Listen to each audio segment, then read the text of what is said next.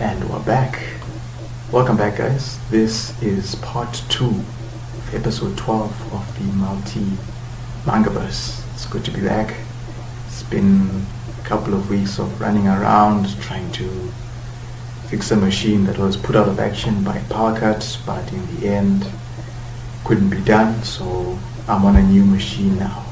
If you don't know what happened, I did post about it on the blog site, so I'd recommend you go and read that post and get the full story, so at least you brought up to speed.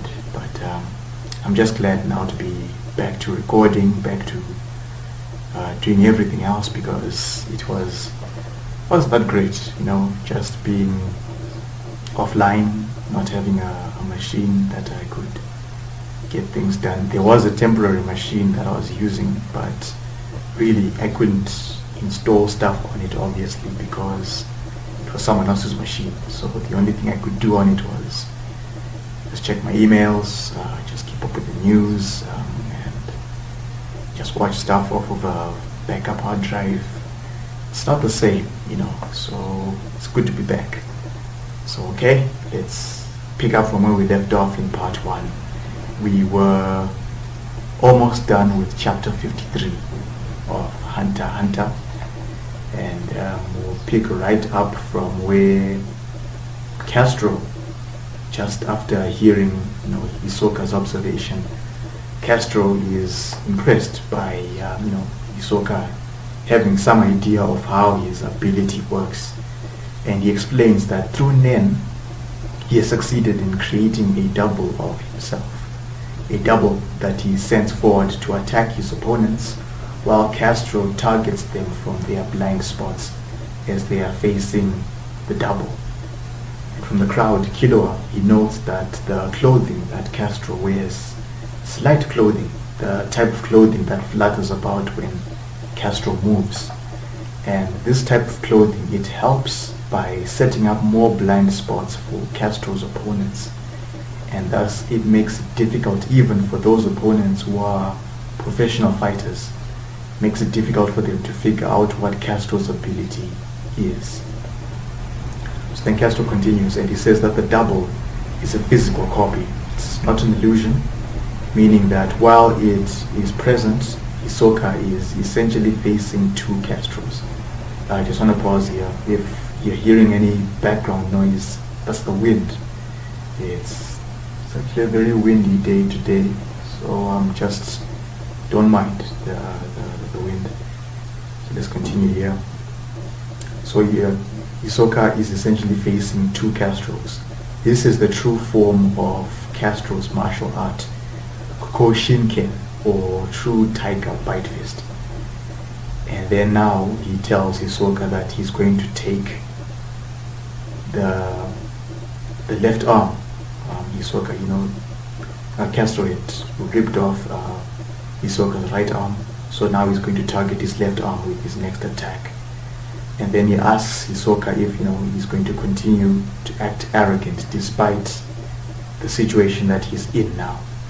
But Hisoka, he just smirks. He's got his severed right arm, he just twirls it in his left hand, and then he proceeds to take a bite out of that severed forearm. And now he wonders if, perhaps after everything, this is the point where he's ready to take on Castro's challenge. So that's the end of chapter 53. So let's move on to the last chapter of this volume, chapter 54, Cause of Defeat. So right after taking a bite out of his forearm, he chews off a piece of that forearm, and the crowd that's watching this, exactly, they're visibly disturbed. They came for a fight, not to see someone bite out of their own arm. And right after that, Hisoka pulls out a handkerchief. He places it over the forearm, and then when he tosses the handkerchief into the air, the forearm is gone. It's been replaced by several playing cards, and all these cards, they just fly into the air and they fall all over the ring floor. And then Hisoka, he says Castro should pick a number from the cards. But Castro, he doesn't respond to this. Then Hisoka continues and he says, whatever number that Castro would have picked, should add 4 to that number, and then multiply that by 2, then subtract 6, divide by 2, and finally subtract the first number that Castro had chosen. But again, Castro has not responded to Hisoka. Then Hisoka asks him for the result, but Castro doesn't respond. So Hisoka just continues and he says he already knows what that is. And then from the stump of his right arm, Hisoka pulls out another playing card, which is the Ace of Spades. The crowd, although having just seen him bite out of his arm, they like the little card trick that he has just done. But the announcer, she's quick to remind them that Hisoka is not going to get any extra points for the card trick. So no points there. From the crowd, Hisoka, Kido, he's wondering why Hisoka is behaving this way. Why is he calm? Why is he so laid back despite that Castro has the advantage, with his ability to create this double? So why is Hisoka not worried, not concerned? So we go back to Hisoka. He throws that Ace of Spades card to Castro, but Castro just swipes the card away, and then one of the Castros proceeds to go forward and attack Hisoka. But Hisoka, once again, like what he did in the previous chapter, he extends his left arm, saying, hey, you can take the arm. But Castro, he goes forward and he rips off that left arm, and then that Castro vanishes from the spot. And this to Hisoka, it confirms what Castro had said earlier about using his double to attack his opponents. But Hisoka has been prepared to respond to that attack, and it turns out that his right arm has been there the whole time. This is what he uses to dispel the double. So now the crowd, Killua as well, they're shocked by this scene, that wait, Hisoka's right arm has been okay the whole time, it wasn't ripped off.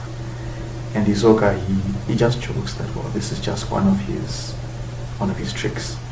But to Castro, he doesn't believe Hisoka. He believes, instead he thinks that maybe Hisoka might have used Nen to do that instead. So now Hisoka, he starts walking towards Castro, but Castro, he backs away, and Hisoka asks him if maybe he's afraid now. And then he goes on and he says Castro doesn't understand what has just happened, which is just part of what Hisoka says is the basics of magic. Then he compliments Castro for his ability to create a double. But Hisoka has now figured out how that trick works, and he knows how to respond to Castro's attacks. And then Hisoka reveals that the reason why he let Castro live this long is because he showed so much talent. But now he predicts that Castro is going to die. For this, Castro, he gets angry with Hisoka and he just tells him to shut up. And then he goes for another attack. He creates a double, but Hisoka's ready for this, and he spots the real Castro, causing Castro to jump back in surprise, wondering how was Hisoka able to figure out which was the real one. And Hisoka, he's dealing with the double. The double is trying to attack him, but Hisoka, he just easily dodges any of the strikes from the double. And then he explains to Castro that the double is a mental copy of Castro, which doesn't show any signs of damage from the battle, nor does it accumulate any dirt on the clothes that Castro may have picked up during the match. It's always clean, and this is something that Castro did not take into consideration, that his double is not complete double of himself. So then Hisoka, he faces Castro, and this is where we see there's a close-up of Hisoka's face, and we can see that his eye is surrounded by aura. So now that's how he's able to detect the real Castro. So Castro, he charges at Hisoka. He is preparing to use Tiger Bite Fist, but Hisoka's left forearm just comes flying out of nowhere, and it punches Castro square in the jaw, stunning him, and this makes the double disappear. So Hisoka tells him not to bother struggling because it will be a little while before Castro recovers from that sudden punch. And because he's stunned, Castro is unable to dodge the playing cards that come flying towards him. As Hisoka, he has turned away now. He's walking out of the ring. So Castro now, he tries to create another double because he's unsure of how Hisoka was able to attack. But Castro realizes now that he's unable to create another double. So at this point, 2 cards hit Castro in the left arm. As Hisoka, he continues now, and he says that a lot of concentration is required to create a double. And Castro, he succeeded in creating 1 double while he was in and he was able to do this because he was in a normal state of mind. And right after this, we see 2 more cards. They hit Castro in the right arm. And Hisoka, he continues his explanation, saying that it takes a lot of effort to be able to create a human figure out of men and make it move as freely as the double, which is why once someone is able to master such an ability, they cannot use any other abilities. And this Hisoka calls memory overload. And he tells Castro that the reason why he was defeated is because he used up all his memory. Still using that metaphor for memory overload. And at this point, we just see Castro's body. All the other playing cards. They've stuck into his body, and we just see Castro's body fall onto the ring floor as Hisoka walks away from the fight. That's how chapter 54 comes to an end. Castro being soundly defeated, killed by Hisoka, because as we know, none of his opponents, when he comes in to fight, he comes in to kill. So that's the unfortunate fate of Castro. So that's chapter 54. That is volume 6 of Hunter x Hunter. But wait, there's an extra page right after this chapter, and this extra page is actually from issue 25 of Weekly Shonen Jump, which was released on the 31st of May 1999. If you are keeping score at home, this would be Jump issue 1545. And this again is the issue where Hunter x Hunter celebrated its 50th chapter, its first anniversary. So on this page we get to see Gon, Killua, Kurapika, and Leorio. They're making fun of Togashi for missing headlines. And at that point, because of him missing headlines, it resulted in this volume coming out 2 months later. So right after that, they thank the fans for their support and the fan mail, and they also revealed that this extra page was not meant to be included in the volume, but they didn't want it to be wasted. So here we are, we get to see this extra page, and well, that's it. That's the end of volume 6. So now let's get to the last bit of this episode.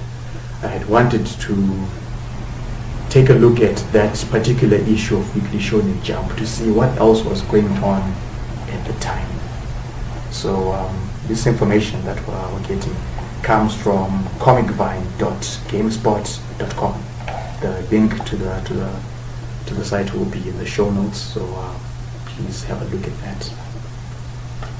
So for that issue, again, on the cover we had Hunter x Hunter, and it had the color pages as well.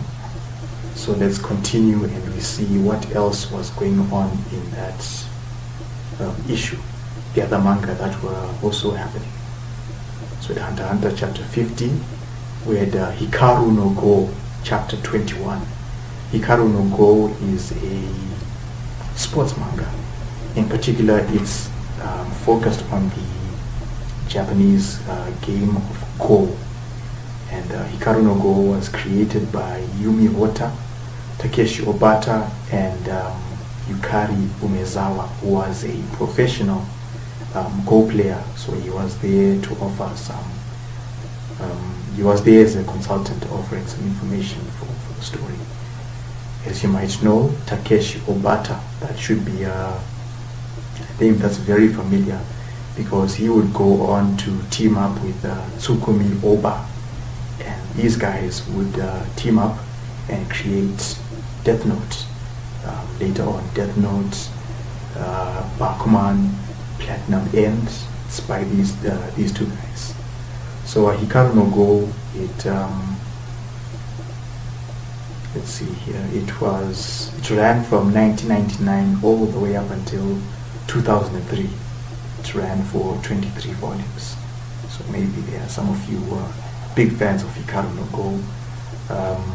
Maybe that's a manga we'll look at some point. Also in this issue, we had One Piece, chapter 88. We had Yu-Gi-Oh! Chapter 128. Rurouni Kenshin, or Samurai X, chapter 239. We had Kochikame, chapter 1120. Kochikame, aka, trying to get the name here, but I'd written the name here. But you might know Kochikame because this is the one of the longest running manga of all time. It's a cop comedy, one of the more popular series in Jump. It was created by Osamu Akimoto. It began in 1976 and it ran for 40 years, serialized on and off in Jump, with over 200 volumes under its belt. That's Kochikame. I know of it, but I have not attempted to read it, but maybe someday I will give it a try. What I have given a try from Akimoto was a series that he did later called Black Tiger. I didn't know it was by Akimoto, but I had seen Black Tiger online. I thought, okay, it looks interesting. I read the first volume that was translated by fans. I didn't know that it would go on, because at the time there was only just one volume available. But I did that. I read it and I thought it was interesting. It was serialized in Grand Jump from 2016 all the way up until this year, February of 2023. So if you're interested in checking that out, Black Tiger. He also created another manga while he was still writing Kochikame. This was a manga called Mr. Kleiss, which began in 1985. And this was serialized in Monthly Shonen Jump. Although it was serialized irregularly, all the way up until 2007. This was when Monthly Shonen Jump stopped publication. So then Mr. Kleiss would be resumed in 2017 in Jump Square up until 2018, and then has continued in Jump Square Rise ever since. I had talked about Jump Square Rise in a previous episode. This is the same magazine where you'll find D-Greyman now, as well as Beat the Vandal Buster. That's where you'll find it. So from there, Also in this issue of Jump, there was Shaman King, chapter 43. There was another manga called Machhead, or is it Machhead? It's Machhead. There was chapter 6 of that manga. It was created by Hidebu Takahashi. Maybe someone might know of Machhead. Then there was also Hoshin Engi, chapter 138. This was created by Ryu Fujisaki. He would go on to create a manga called Soul Hunter. Hoshi Engi is a historical sci-fi fantasy. It ran from June of 1996 all the way up until November of 2000. Ryu Fujisaki, he would go on to adapt a manga version of the novel Shiki, which was authored by Fuyumi Ono. Maybe some of you have watched the anime of Shiki. The manga, though, it ran from 1998, not 1998, by 2008, all the way up until 2011. Shiki, that's it. Another manga in this issue of Jump, there was Rookies. This was a baseball series. It was chapter 61 of Rookies was in this issue. It was created by Masanori Morita, and it ran from February of 1998 all the way up until August of 2003. Now Morita is well known for creating another sports manga called Roku Denashi Blues. Maybe you might have heard of it, which ran from 1988 until 1997. Also, Morita is known for being an assistant of Tetsuo Hara. Tetsuo Hara was the co-creator of Hokuto no Ken, aka Fist of the North Star. This he co-created with Uronson.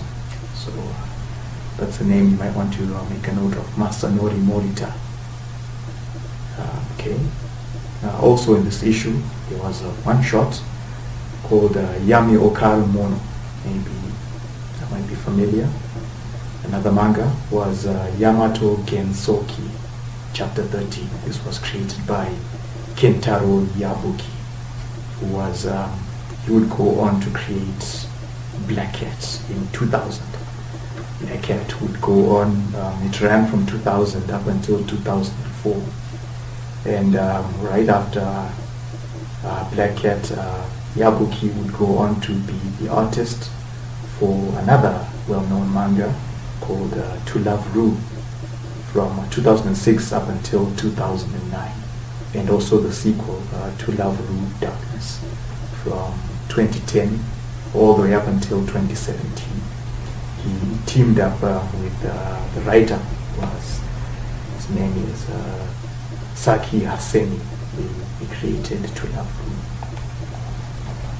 Ru. Also in this issue of Jump, we had this manga called Hanasaka Tenshi Tentenku, which was chapter 110. It was created by Kazumata Oguri. We also had Whistle, chapter 60. This is a football manga created by Daisuke Higuchi. Whistle is, like I said, it's a football manga or soccer. It would, it would get a sequel called Whistle W, which ran from 2016 up until 2021, it was serialized in a manga called, not a manga, but a magazine called Ura Sunday, and Manga One, which were web platforms. Right, we continue. Also in this issue of Jump, there was chapter 99 of a manga called Eyes. This was created by Masakazu Katsura. You might know of him. He's the creator of Wingman, Video Girl Eye, Z-Man, and he also offered the character designs for an anime called Tiger and Bunny. It's a superhero anime. Maybe watched it, you can thank Katsura for the character designs. Eyes was a romance comedy manga. Like all the manga that I've just mentioned, I'll try and put links to them in the show notes. So maybe if there are some that you might like, you can dive in and have a look at. So there was chapter 99. There was also Seikimatsu Leader Den Takeshi, chapter 88. We've talked about this manga. This was created by Mitsutoshi Shimabuku, who would go on to create Toriko later on. Then we also had Meiryote Goto Seijuro, chapter 70, created by Hajime Kazu. We had Bushizawa Receive, chapter 7, created by Kyosuke Usuta. Then we had Football Legend, Striker Jin, Wolf of the Field, aka Shukuden Field no Okami FW Jin, created by Yoichi Takahashi. So it was chapter 12 of that manga. This was another football manga, and it only lasted 17 chapters. Yoichi Takahashi, this should be a well-known name because he's actually known for creating another well-known football manga, Captain Tsubasa. And it turns out that one of the reasons why this football legend manga didn't last so long is because it just felt like a rehash of Captain Tsubasa. So I guess no wonder it didn't last that long.